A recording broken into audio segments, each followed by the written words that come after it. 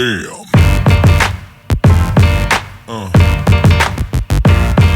Yeah. Yeah.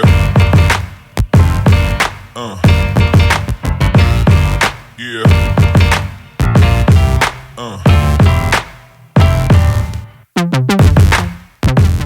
Hey guys, I'm Roland the Techusiast. I've been using the 15-inch 2015 MacBook Pro since about July 2019. Today, I want to show you if it's still worth buying in 2020, or perhaps you should consider buying a more recent device. Let's take a look. The design of the 2015 MacBook Pro, in my opinion, still looks very good looking in 2020. Sure, it doesn't look as sketchy as the newer 16-inch 2019 model, but I still love it as it doesn't look outdated too much. The metal frame, curvy top lip and rounded edges still give it a reason to make you feel like you're carrying a device that is high-end and has power for all of your needs, except gaming. It's still a Mac after all. While the design does look dated when compared to a newer, modern MacBook Pro, it still expresses what Apple is known for, that is high quality and precision. The hinge is rock solid and shows little to no flex. It's a high quality metal build, and I doubt you could easily flex it to a level where it could break, without applying too much force, of course. As you are already aware, this is the last MacBook to have a keyboard that is actually loved by the majority of its users. I sure agree. The tactile feel, key travel and the overall typing experience is excellent. The only nitpicky issue I would have to mention is that it's fairly loud. If I'm on a lecture trying to type a new script for a future video, nearby people will certainly hear you type it. That is of course not a deal breaker, but if you're someone who loves a stealth keyboard, this isn't it, in my opinion. The 2015 MacBooks are the last devices from Apple to have the small trackpad and, as you have now seen, the old keyboard layout. While the trackpad might be tiny by today's standards, it works as you would expect from a Mac. It has Force Touch, it's precise, it's a pleasure to work with. This has got to be my favourite trackpad so far, so much so that often I even prefer using it over my Logitech Master 2S mouse, but it's important to mention that its small size could certainly be a deal breaker if you move a lot of files or do certain tasks. Just like this is the last MacBook to feature the much beloved last generation keyboard, this also features the last generation of much beloved and useful ports. It has a 3.5mm headphone jack, a full-size SD card reader, two USB 3.0 ports, a HDMI port, and of course, a pair of now fairly useless Thunderbolt 2 ports. Sure, I could utilize the Thunderbolt 2 ports to hook up a monitor or connect via an Ethernet cable, but the Wi-Fi performance is plenty fast in my experience. Even when the Wi-Fi isn't fast enough, I can just plug in an Ethernet adapter that has 3 additional USB 3.0 ports, which gets the job done perfectly.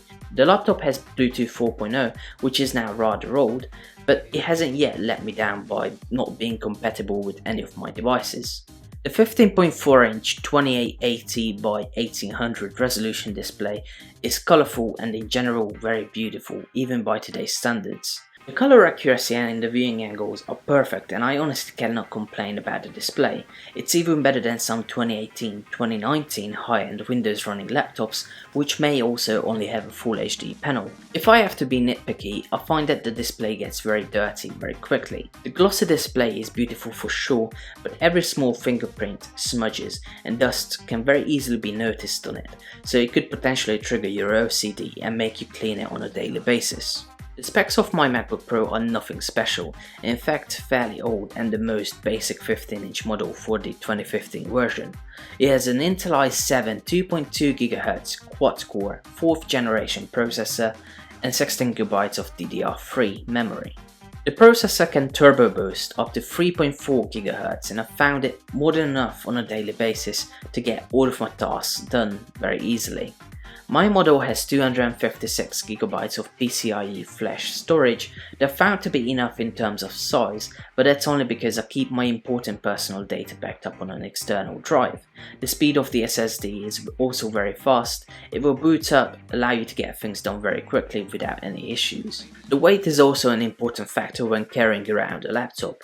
It weighs roughly 2 kilograms or 4.49 pounds, and it's fairly compact. I have never found it too heavy while carrying it around all day long.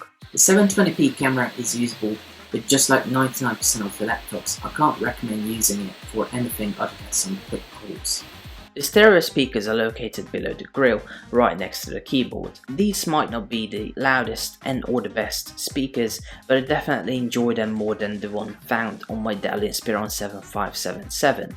The speaker is more clearer, and the fact that it faces upwards allows you to hear it better, making the overall experience more enjoyable.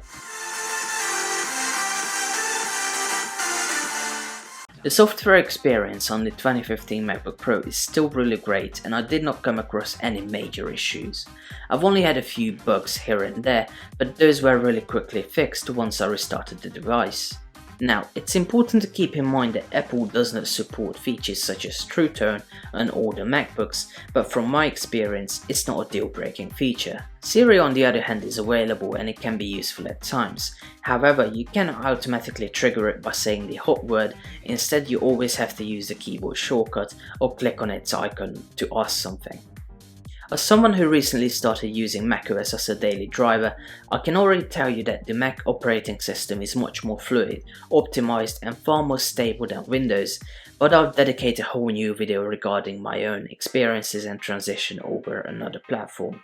All in all, the software is up to date and it works beautifully. I mostly only have complaints about features missing in macOS and a few third-party apps not working properly. MacBooks are known for performing great under pressure, although they are also very well known for their throttling issues. From my experience, the 2015 MacBook Pro was able to accomplish everything I threw at it. I edited some of my previous reviews on this machine and it was always blazing fast, having used Final Cut. Of course, I did have a few FPS drops while navigating very quickly. However, anywhere outside of editing an actual video, I did not come across any issues whatsoever. I had more than 40 tabs open in Chrome and 10 in Safari, and I have to say, 16GB of RAM really come in handy during those times as it provided a very fast performance. I had multiple applications open in the background while doing work, and yet again I have never experienced any slowdown and no bugs have ever occurred.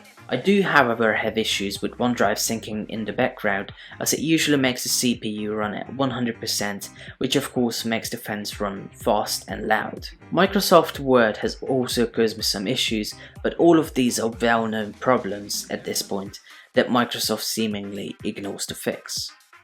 The battery isn't the best, considering the fact that I expected it to last 6 to 7 hours when browsing the web with Safari.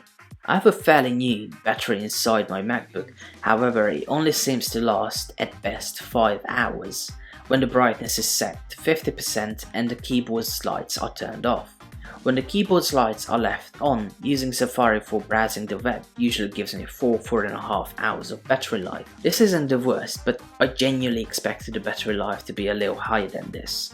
I always made sure to close down unnecessary applications and any running services, yet my results ended up being the same over and over again. Of course, at times I edited a few videos here and there and had to prepare a presentation as well as take some notes in Word or code a little.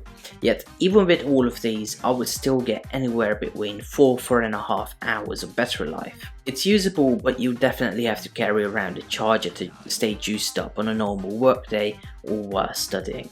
Speaking of studying, my aging Acer Chromebook provided me all of those features for a price of $200 or £150, and it would also provide me a battery life of roughly 7 to 9 hours. If you only need a laptop for a few basic things to get done, you should definitely consider a Chromebook more than a MacBook. Overall, I am very satisfied with the performance of this 2015 MacBook Pro and can still highly recommend it to pretty much everyone. So, conclusion. I believe that this 2015 MacBook Pro would be the most beneficial to new creators who are only just getting started or are looking for a fairly cheap yet very powerful machine. I think it's also a great choice for both students and those who want a reliable work machine, as it allows you to use professional software, yet it also manages a ton of other things on the side. However, if you only want to get a few basic tasks done like writing an essay, browsing the web or watching movies, I would still highly recommend a Chromebook, as it has a much better battery life, not to mention that it costs a quarter of this MacBook Pro. So, there you have it. I hope you enjoyed this review of the 15-inch MacBook Pro 2015. If you have, make sure to leave a like on this video and subscribe to my channel. Also, I'm curious, how well does this MacBook Pro work and perform with the stuff that you throw at it?